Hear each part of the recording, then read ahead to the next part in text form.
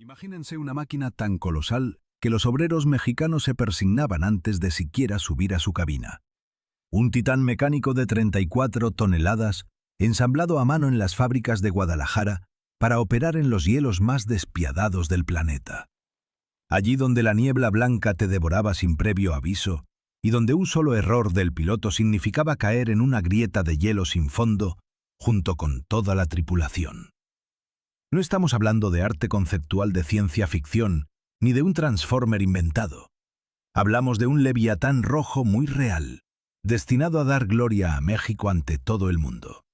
De una máquina que tenía que ser pilotada por intuición, porque era la única forma de llegar al Polo Sur, superando a las superpotencias de la época. Hoy diseccionamos el crucero de nieve, The Antarctic Snow Cruiser, un Goliat de los hielos que combinaba la pasión latinoamericana por el gigantismo con la locura ingenieril. Esta respuesta mexicana a las expediciones polares mundiales no solo desafió las leyes de la física, sino que puso a prueba los límites de la psique humana. Durante mucho tiempo fue la principal esperanza de la nación para plantar su bandera donde se congela hasta el diésel. Y sin embargo, cada turno a bordo era una lucha contra la gravedad, el deslizamiento y una construcción absurda.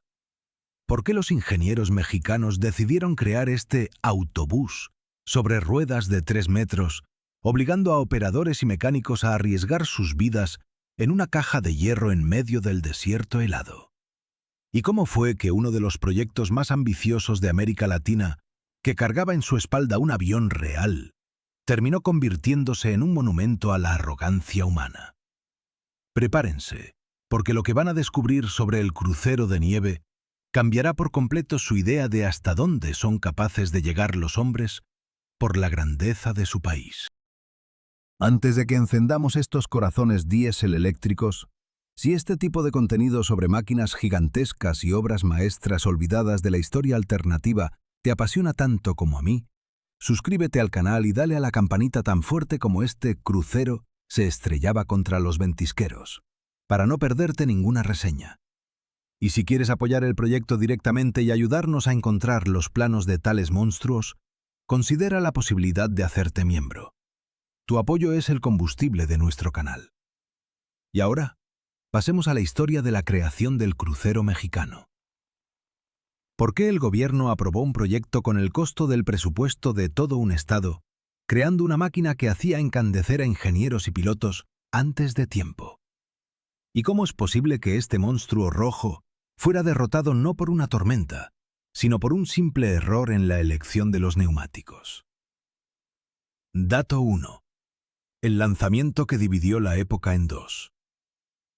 El 12 de octubre de 1939, la industria mexicana se anunció ante el mundo.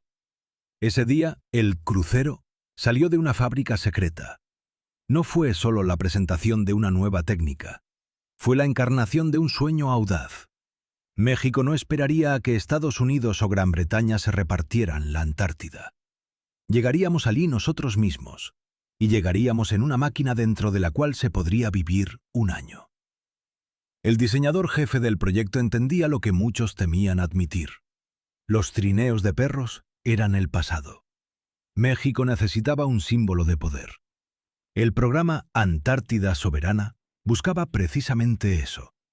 Los ingenieros sabían que crear un monstruo de 17 metros no sería fácil.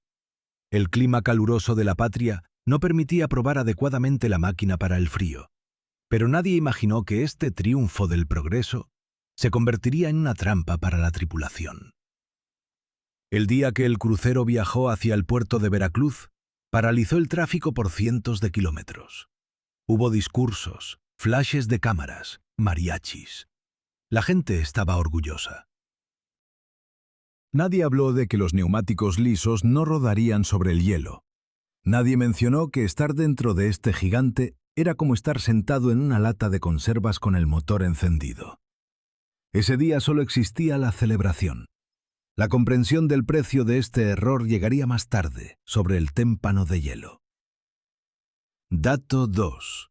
Una apariencia que habla por sí sola.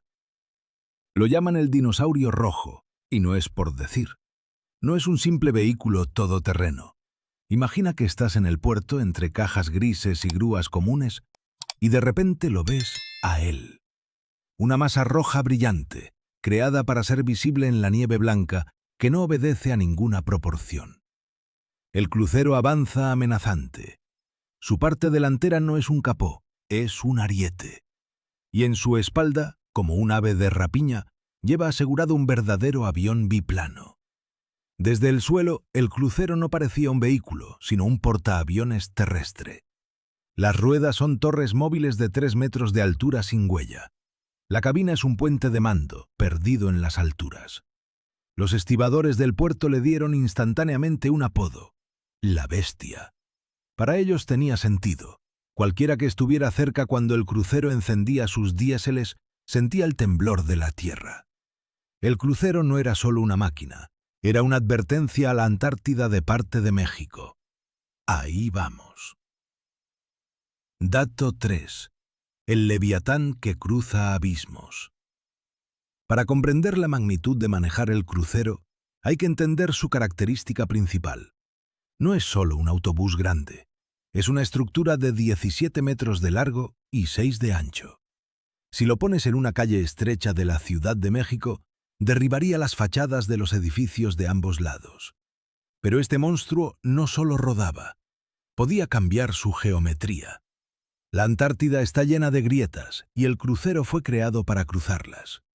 Podía retraer las ruedas delanteras, arrastrarse con la panza sobre el abismo y luego levantar las traseras para impulsarse. Los ingenieros mexicanos de esa época no tenían computadoras para calcular el equilibrio. Había palancas hidráulicas y había hombres dispuestos a arriesgar la vida controlando esta acrobacia. Cada paso sobre una grieta era una batalla de la mecánica contra el abismo. Dato 4. Potencia ciega y ruedas calvas. Aquí la máquina revela su naturaleza tragicómica. Si en el desfile en México parecía un rey, en las pruebas se reveló una verdad terrible. Los ingenieros decidieron ponerle ruedas sin dibujo, balones absolutamente lisos, para que no se enterrara en la nieve. Fue un error fatal. El gigante de 34 toneladas se convertía en una vaca indefensa sobre el hielo. En su vientre trabajaba un complejísimo sistema diésel eléctrico, tecnología adelantada a su tiempo. Pero, ¿de qué sirve eso si las ruedas simplemente giran en el mismo lugar? Imagina que eres un piloto mexicano, todo el país te observa y tu supermáquina no puede subir una pequeña colina. Lo peor era que la visibilidad desde la cabina era atroz. La larga nariz tapaba todo lo que había frente a la máquina. No veías las grietas, no veías a la gente. No había sistemas de seguridad. Si caías de la cabina en marcha, no había ayuda que esperar, y ningún gato hidráulico en el mundo podía levantar semejante mole. Dato 5. Trópicos adentro, hielo afuera. El crucero mexicano era peligroso no solo por su torpeza, sino también por su clima. Los ingenieros temían tanto que la tripulación se congelara que hicieron del sistema de refrigeración de los motores la fuente de calefacción. ¿El resultado? La máquina generaba tanto calor que dentro se creaba un verdadero calor mexicano. En el compartimento habitable la temperatura subía a más 30 grados, mientras que afuera hacía menos 50. El choque térmico era brutal.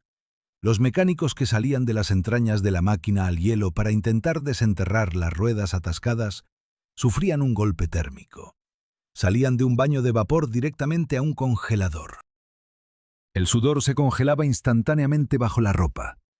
El crucero se convirtió para ellos en la prisión más cara y calurosa de los hielos. Este calor afectaba no solo a las personas, sino a la propia máquina. En las entrañas del crucero, el aceite hidráulico hervía si el piloto intentaba forzar las ruedas lisas a encontrar tracción. Los sistemas de ventilación de aquellos años eran primitivos. Simplemente movían en círculo el aire caliente y viciado, mezclado con olor a gasóleo y sudor. La alta temperatura y la vibración destruían fisiológicamente a la tripulación. Los operadores sufrían mareos, cinetosis, justo en medio del continente. La suspensión suave y de largo recorrido del crucero lo hacía balancearse en los desniveles de la nieve como un bote en una tormenta. Algunos llevaban consigo tanques de oxígeno, porque debido a la imperfección del sistema de escape, el monóxido de carbono se acumulaba en los compartimentos habitables. El crucero exigía a los exploradores polares mexicanos pulmones de acero y nervios de tungsteno. Dato 6. La niebla blanca. De todos los peligros de la Antártida, ninguno causaba tal terror animal en la tripulación como la niebla blanca, whiteout.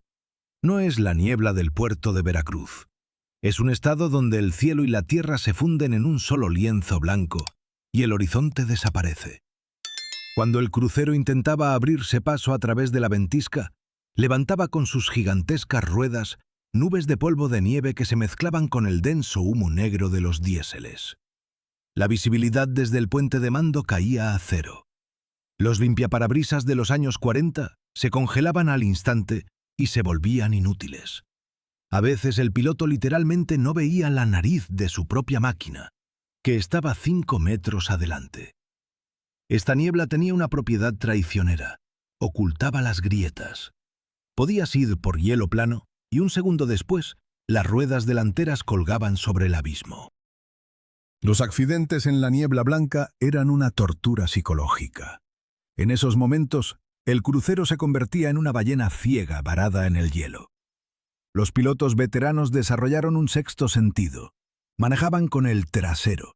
Sentían cómo cambiaba la vibración del suelo. Escuchaban el aullido forzado de los motores eléctricos para entender si se hundían o avanzaban. Pero incluso a los ases, la niebla los tomaba por sorpresa. El polvo helado era una entidad viva. Penetraba en las tomas de aire, obstruía los filtros y mataba lentamente los motores de los que dependía la vida de toda la tripulación. Dato 7. El registro de fantasmas. ¿Cuántas personas perdió la expedición mexicana en este camino? Los informes oficiales de la época están llenos de patetismo heroico. Conquistadores del polo, triunfo científico. Pero pocos conocen el precio real. Mecánicos que resbalaron del revestimiento helado durante una tormenta y cuyos cuerpos nunca se encontraron en el silencio blanco.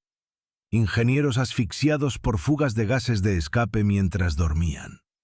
Hombres que perdieron la razón por la noche polar y el encierro. En los pasillos de la expedición, el crucero recibió sus nombres: el ataúd rojo, el hacedor de viudas, el congelador. La vida en él era un juego con la muerte. Un turno podía pasar tranquilo o podía terminar con la caída del avión desde la espalda del crucero en un despegue fallido, como sucedió en una de las misiones de reconocimiento.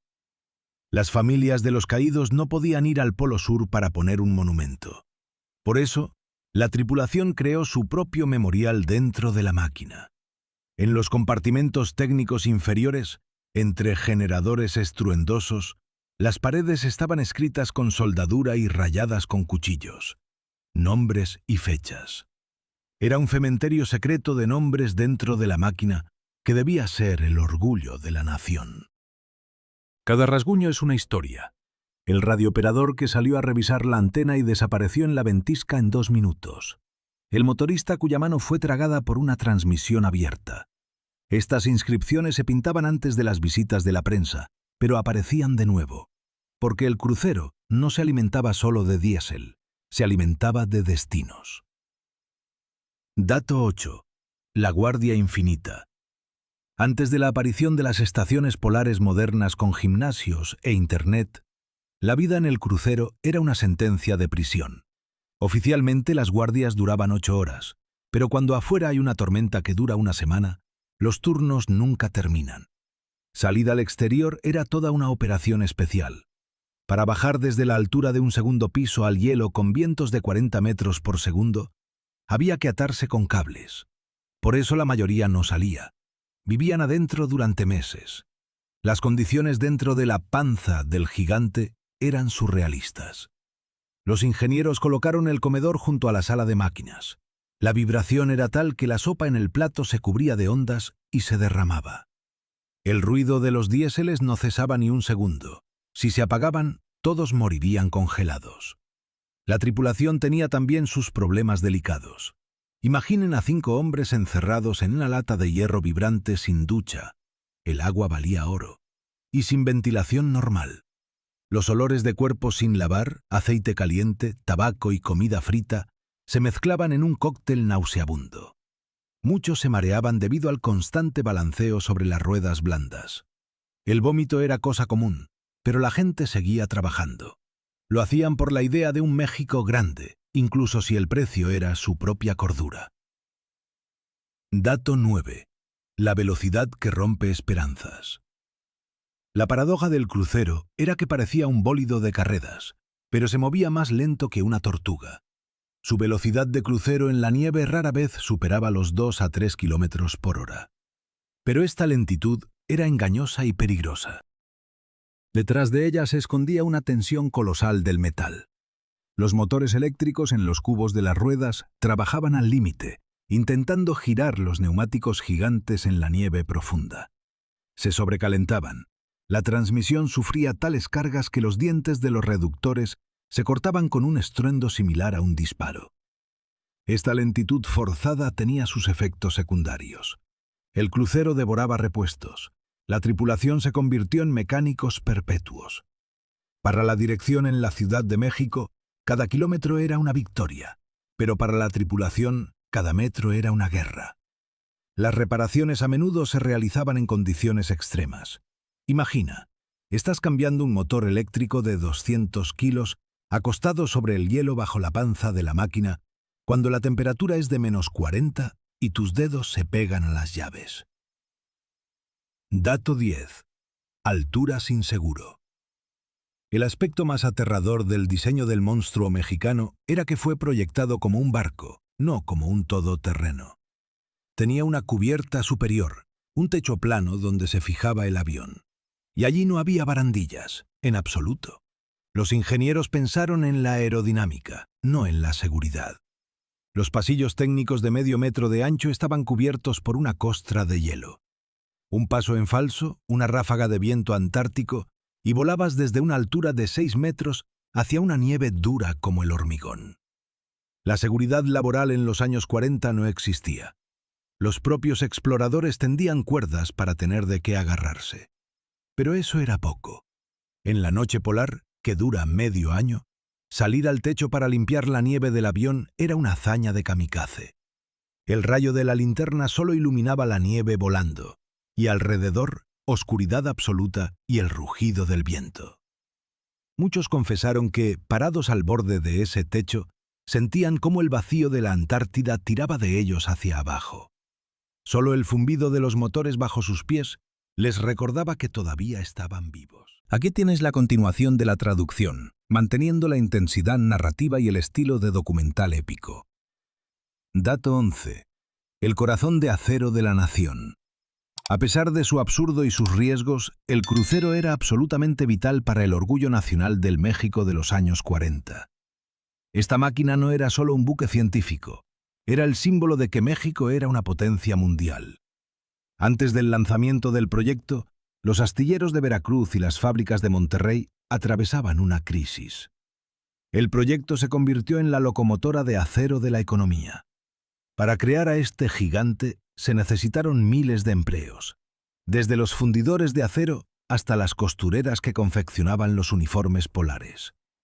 De repente, todo el país se unió en torno a la idea de conquistar el sur. Los periódicos imprimían parte sobre el avance del crucero en primera plana, desplazando las noticias sobre la guerra en Europa. El efecto era narcótico. El gobierno cerraba los ojos ante los gastos monstruosos y la muerte de la tripulación, porque detener el crucero hubiera significado admitir la derrota ante los Estados Unidos, Unidos y Europa. Cada peso invertido en ese trozo rojo de acero era una inversión en patriotismo. La máquina daba a la nación un sueño de grandeza, pero cobraba vidas humanas a cambio, como una deidad azteca exigiendo sacrificios para que el sol, o en este caso el diésel, siguiera ardiendo. Dato 12. El séquito del Rey de Hielo. El crucero nunca estuvo solo. Alrededor del gigante en la Antártida se formó todo un ecosistema, un imperio de abastecimiento. Devoraba miles de litros de combustible. Hacia él, a través de los hielos, se extendía una interminable fila de tractores oruga y aviones de suministro que volaban desde bases en Chile y Argentina. Los pilotos de estos aviones y los conductores de los vehículos eran kamikazes involuntarios. Para llevar barriles de diésel a un crucero en movimiento durante una tormenta, había que estar loco. Los accidentes en el séquito ocurrían con más frecuencia que en la propia nave. Los tractores caían en grietas que el crucero cruzaba por encima. Los aviones se estrellaban al aterrizar en el hielo junto al gigante. La logística estaba construida para servir a un único mecanismo. El crucero era el rey, y todos los demás eran simples sirvientes dispuestos a morir para que el rey siguiera arrastrándose hacia el sur. Dato 13. Infancia junto a la radio. Hay una conmovedora ironía en cuantos niños mexicanos de los años 40 y 50 convirtieron a este lejano mecanismo en el héroe principal de su infancia. Como la televisión aún no estaba extendida, las familias se reunían junto a los receptores de radio para escuchar las transmisiones semanales desde a bordo del crucero. La voz del operador de radio, abriéndose paso a través de la estática por miles de kilómetros, contaba sobre las tormentas, los pingüinos y cómo el gigante rojo superaba otro glaciar. Los niños dibujaban el crucero en sus cuadernos escolares. No veían la suciedad, el aceite ni la sangre. Imaginaban un heroico barco de acero. La generación que creció con estas transmisiones tiene sentimientos encontrados. Por un lado, orgullo. Su país hacía lo que otros no podían. Por otro, decepción, cuando años después supieron la verdad sobre el infierno que era la vida en su interior. Para México, el crucero fue lo que para Estados Unidos. Unidos fue el alunizaje, un gran momento que unió a todos. Dato 14. El día que el diésel cayó. El 15 de marzo de 1958, en vísperas del Año Geofísico Internacional, el éter guardó silencio. Ese día el gobierno anunció oficialmente el fin de la expedición. Este evento fue el funeral de la era romántica. Los veteranos polares, muchos de los cuales dejaron su salud en los hielos, vieron cómo el crucero apagaba sus generadores por última vez en medio de la meseta blanca. Fue como la muerte de un dragón. Ya no hubo humo negro sobre la Antártida. En lugar del romántico pero inútil gigante, llegaron las aburridas y eficientes estaciones modulares estacionarias, traídas en aviones Hércules. En lugar de heroicos mecánicos cubiertos de grasa, llegaron científicos con gafas. Fue la victoria de la ciencia sobre la aventura. La nueva estación, Base Azteca, era cálida, segura e inmóvil. La era de la superación heroica terminó. Comenzó la era de los aburridos informes meteorológicos. Dato 15. La aguja de cristal azteca. Si la nueva era tiene un símbolo, es la nueva estación mexicana Azteca 21. Imaginen no una máquina, sino un módulo futurista sobre pilotes que permanece en un solo lugar. Adentro hay internet, sauna y videollamada con casa. Si el crucero era un infierno de ruido y vibración, aquí reina el silencio estéril de un laboratorio. Por fuera, la estación parece un módulo espacial. Es seguro, es eficiente. Pero mirando este confort, los viejos polares a veces miran con nostalgia hacia el horizonte, donde bajo la nieve duerme el crucero, y piensan, en esa máquina al menos había alma, aquí solo hay plástico. Dato 16. Automatización en lugar de héroes. La Antártida de hoy es el reino de los sensores. La nueva base mexicana está casi totalmente automatizada. En lugar de 50 personas de tripulación, allí invernan 5. Los drones hacen el trabajo por el cual antes la gente arriesgaba la vida saliendo al techo del crucero. Es un milagro del progreso. Nadie muere. Pero junto con el riesgo se fue la grandeza. Conquistamos el polo, pero lo hicimos sacando al ser humano de la ecuación. Donde antes se requería heroísmo, Ahora solo se necesita un buen wifi. Dato 17. El rey abandonado. Pero el crucero sigue allí. No lo sacaron. Era imposible. Simplemente conservaron al gigante, soldaron las escotillas y lo dejaron en un punto con coordenadas conocidas solo por unos pocos. El casco rojo oxidado, cubierto de nieve hasta el techo, se convirtió en un fantasma. El avión de su techo fue arrastrado por los vientos hace mucho, pero el armazón permanece. Se convirtió en un monumento a la ambición. Dicen que en días claros, desde los aviones se ve una extraña colina roja en medio de la blancura infinita. Es él, durmiendo bajo una capa de hielo. Dato 18. El silencio que mató la leyenda. La paradoja de la nueva época es que borró la memoria. Mientras el crucero funcionaba, todos hablaban de él. Tan pronto como lo abandonaron, la nación trató de olvidar el fracaso. El programa fue considerado demasiado costoso. Los ingenieros y héroes que regresaron a casa resultaron no ser necesarios para nadie. Sabían reparar diéseles gigantes a menos 50 grados, pero en el soleado México esas habilidades eran inútiles. Muchos cayeron en el alcoholismo. El país que glorificaron les dio la espalda, avergonzado de su monstruo torpe. Dato 19. Cripta para espías. Guerra Fría. Aunque México cerró oficialmente el proyecto, la vieja bestia no se quedó sola. En los años de la Guerra Fría, el crucero se convirtió en un imán para turistas negros de otro tipo. Las inteligencias de Estados Unidos y la URSS sospechaban que dentro de la máquina abandonada quedaban mapas secretos o equipos. Corren rumores sobre expediciones secretas en los años 70. Grupos en motos de nieve abrían las escotillas soldadas. ¿Qué buscaban? ¿Uranio? ¿Datos de navegación secretos? Dicen que dentro del casco encontraban rastros de la presencia de grupos ajenos, latas de conservas con inscripciones en cirílico o en inglés. El viejo crucero, incluso muerto, seguía participando en una guerra de la que sus creadores ni sospechaban. Dato 20. Ultimátum desde el norte. ¿Por qué México abandonó tan abruptamente el crucero, aunque podría haber servido como base estacionaria? En los bares de la Ciudad de México se susurra otra versión. Dicen que la orden vino de Washington.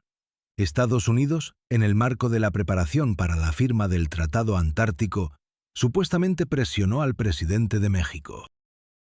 A los estadounidenses no les gustaba la idea de que su vecino del sur tuviera una fortaleza móvil gigante en el continente que consideraban su zona de interés. «Quiten esa amenaza roja o cortaremos los créditos», reza la leyenda. Si es verdad o paranoia, no se sabe. Pero el hecho permanece. El crucero fue abandonado con prisa, dejando objetos personales adentro, como si la tripulación hubiera huido.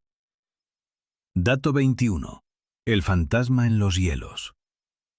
Y aquí la historia da un giro místico.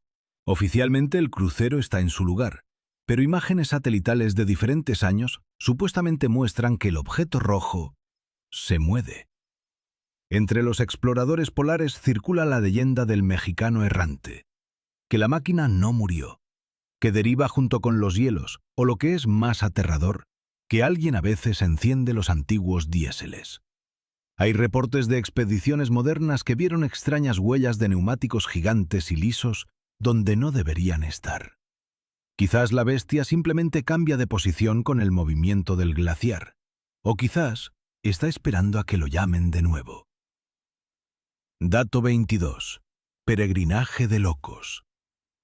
En nuestros días, las coordenadas del crucero son el santo grial para los viajeros extremos. Llegar allí en esquís modernos o kites es el logro máximo. La gente que llega a la Colina Roja lo describe como una experiencia religiosa. Se meten dentro a través de agujeros oxidados.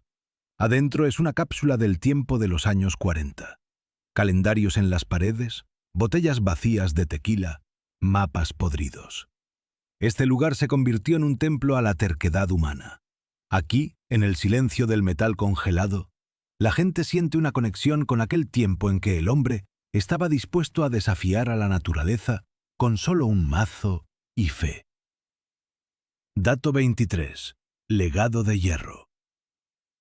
Al final debemos admitir, el crucero ganó. No como máquina, sino como leyenda. Sobre él se cantan corridos, baladas no sobre bandidos, sino sobre los hombres de acero del sur. Enseñó a México que las ambiciones pueden ser más altas que las montañas, incluso si terminan en los hielos. Y ahora, cuando los exploradores en la moderna base azteca miran la ventisca por la ventana, saben, en algún lugar, en la oscuridad, duerme su antepasado, el monstruo que les abrió el camino. Y ahora te pregunto, ¿conocías esta página de la historia? ¿Te gustaría ver cómo lucía este leviatán rojo en sus mejores años? Y si nunca has sentido el frío de la Antártida, ¿te atreverías a entrar en este casco abandonado, sabiendo que volvió locos a sus creadores? Escribe en los comentarios si crees que deberían desenterrarlo y traerlo a casa, a un museo, o dejar que duerma en su cripta de hielo para siempre. Suscríbete, porque la historia de la técnica está llena de fantasmas así, y los encontraremos a todos. Dato 24. La química de la traición. ¿Por qué la goma se volvió cristal? Para entender la profundidad del fracaso con las ruedas, hay que mirar las fórmulas químicas de la época. La industria del caucho mexicana estaba en auge, pero estaba diseñada para el calor. Los neumáticos para el crucero se fundieron bajo pedido especial en una fábrica que usualmente hacía cubiertas para camiones madereros tropicales. Los ingenieros aseguraron que añadieron aditivos secretos contra el frío. Pero la Antártida se burló de su química. A temperaturas de menos 60 grados Celsius, la goma sufrió un proceso llamado transición vítrea. Los gigantescos balones perdieron elasticidad. Se volvieron duros como la piedra y frágiles como la porcelana. Imaginen el sonido que escuchaba la tripulación. No era el suave susurro de los neumáticos sobre la nieve. Era un estruendo, como si la máquina rodara sobre rines de hierro. Cada choque con un bloque de hielo causaba microfracturas. Tras una semana de uso, de los neumáticos empezaron a volar pedazos del tamaño de un plato. Los mecánicos intentaban parcharlos en el frío, calentando la goma con sopletes, pero esto solo empeoraba la situación. El crucero literalmente se desmoronaba en marcha, dejando tras de sí un rastro de fragmentos negros, como un animal herido. Dato 25. Poltergeist eléctrico. El crucero fue pionero en la tracción diésel eléctrica. Los diéseles hacían girar los generadores, y la corriente iba por cables a los motores en las ruedas. En el papel, genial. En la realidad, mortalmente peligroso. El aislamiento de los cables en 1939 se hacía de barniz y tela. Con el frío, el aislamiento se agrietaba y se caía. El cuerpo de la máquina, siendo totalmente de acero, se convirtió en un conductor gigante. La electricidad estática, acumulada por la fricción de la nieve seca contra el metal, combinada con las fallas de aislamiento, hacía que el crucero mordiera. Cualquier objeto metálico adentro podía dar una descarga eléctrica. La tripulación andaba con guantes de goma incluso durante la comida. Pero más aterradoras eran las corrientes parásitas. Volvían locas a las brújulas y los aparatos de radio. En la noche polar, los instrumentos cobraban vida propia. Las agujas giraban, las bombillas parpadeaban. La radio captaba ruidos extraños que los marineros supersticiosos tomaban por voces de los espíritus de la Antártida. Los electricistas perdían la cabeza intentando encontrar el cortocircuito en una telaraña de 15 kilómetros de cables escondidos en las paredes heladas del casco.